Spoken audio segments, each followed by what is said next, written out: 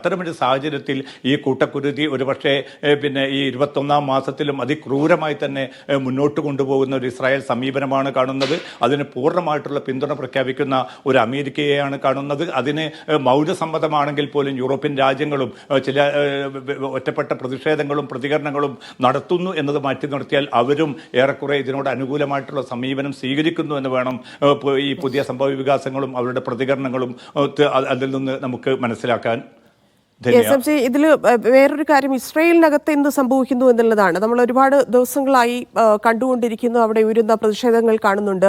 പുതിയ ചില റിപ്പോർട്ടുകൾ, സ്ഥിരീകരിക്കാത്ത റിപ്പോർട്ടുകൾ അനുസരിച്ചാണെങ്കിൽ ഈ ഇത്ര തീവ്രമായിട്ടുള്ള യുദ്ധ സാഹചര്യത്തിൽ ജീവിക്കുന്നതുകൊണ്ട് അവിടെ സൈനികർക്കിടയിൽ പോലും ആത്മഹത്യ ഉണ്ടാവുന്നു. കാരണം എത്ര മാസങ്ങളായിട്ട് ഇത് തുടരുകയാണ്. ഇവരെ സംബന്ധിച്ച് മാനസിക പ്രശ്നങ്ങൾ, അതിനപ്പുറം ഇതിൽ തന്നെ തീവ്രമായിട്ടുള്ള ഒരു യുദ്ധത്തിൽ നിൽക്കുന്നത് കൊണ്ടുള്ള ശാരീരിക പ്രശ്നങ്ങൾ, അങ്ങനെ സൈനികർ തന്നെ ആത്മഹത്യയിൽ പോകുന്നു ഇസ്രായേൽ എന്നൊക്കെയുള്ള റിപ്പോർട്ടുകളുണ്ട്. അപ്പം ആ തരത്തിൽ ഇസ്രായേലിനുള്ളിൽ എത്രത്തോളം പ്രതിഷേധം ഉയരുന്നുണ്ട്. നിലവിലെ സാഹചര്യം മടുക്കുന്ന മനുഷ്യരുണ്ട്. അപ്പം സ്വാഭാവികമായിട്ടും അവിടെ തന്നെ ഇസ്രായേലിനെതിരെ തിരിയുന്ന ആളുകളുടെ എണ്ണം കൂടിക്കൊണ്ടിരിക്കുകയല്ലേ?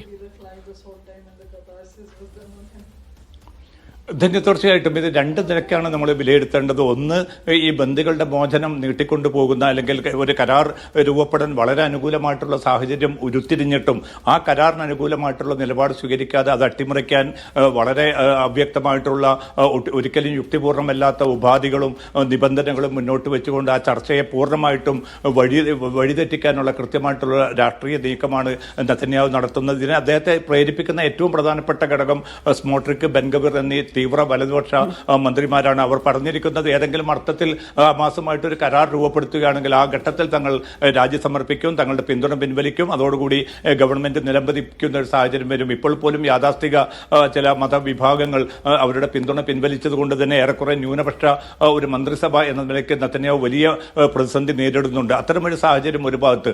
മറുഭാഗത്താണെങ്കിൽ ഈ സൈനികരുടെ നിരന്തരമായിട്ടുള്ള മരണങ്ങളുടെ പിന്നിട്ട ദിവസങ്ങളിലൊക്കെയും ഹമാസ് നടത്തിയ പ്രത്യാക്രമണത്തിൽ നിരവധി സൈനികർ കൊല്ലപ്പെടുന്ന ഒരു സാഹചര്യമുണ്ടായി. ഇന്നലെയും 4 സൈനികർക്ക് ഗുരുതരമായിട്ട് പരിക്കേൽക്കുന്ന ഒരു സാഹചര്യം രൂപപ്പെട്ടു.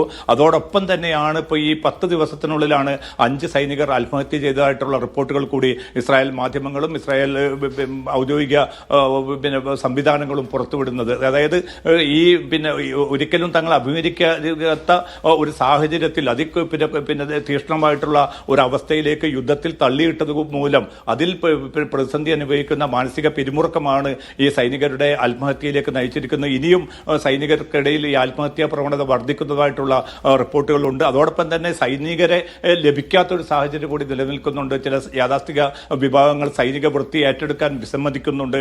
അതോടൊപ്പം തന്നെ ചില റെജിമെന്റുകൾക്കുള്ളിൽ വലിയ തോതിലുള്ള എതിർപ്പ് രൂപപ്പെട്ടിട്ടുണ്ട്. കാരണം ഗസയിൽ തങ്ങളുടെ ദൗത്യം പൂർത്തീകരിക്കപ്പെട്ടു കഴിഞ്ഞു. ഇനിയും അനിശ്ചിതമായിട്ട് യുദ്ധം മുന്നോട്ട് കൊണ്ടുപോകുന്നത് ചിലരുടെ രാഷ്ട്രീയ താല്പര്യങ്ങൾ മാത്രമാണ്. അതിൽ നിന്ന് പിൻവാങ്ങണമെന്നാണ് ആ റെജിമെന്റുകളും മറ്റും ആവശ്യപ്പെടുന്നു. പക്ഷേ ഇതൊക്കെയാണെങ്കിലും തന്റെ രാഷ്ട്രീയ നിലനിൽപ്പ് മുൻനിർത്തിക്കൊണ്ട് സൈനിക നേതൃത്വത്തിന്റെ പിന്തുണയോടുകൂടി നെതന്യാഹു ഈ ക്രൂരത മുന്നോട്ട് തന്നെ കൊണ്ടുപോകുന്ന ഒരു സാഹചര്യം കൂടിയാണ്. ഇതിനെ അതിജയിക്കാൻ ഇസ്രായേൽ പൊതുസമൂഹത്തിന്, ബന്ദികളുടെ ബന്ധുക്കൾക്ക് എത്ര കണ്ട് സാധിക്കുമെന്ന ചോദ്യമാണ് ബാക്കി നിൽക്കുന്നത്. ഈ രാത്രിയിലും തെല്ലവീവിലും ജെറൂസലമിലും ഹൈഫയിലും വലിയ തോതിലുള്ള പ്രക്ഷോഭ പരിപാടികളാണ് ഒരു കരാറിന് വേണ്ടി ജനത ഉയർത്തിക്കൊണ്ടിരിക്കുന്നത്. പക്ഷെ അതൊക്കെയും മറികടന്നുകൊണ്ട് തന്റേതായിട്ടുള്ള ശ്രേഷ്ഠ താല്പര്യങ്ങളുമായി തന്നെ മുന്നോട്ട് പോകാനാണ് നെതന്യാഹു സർക്കാർ തീരുമാനിച്ചിരിക്കുന്നത്. ധന്യ. ശരി, MC.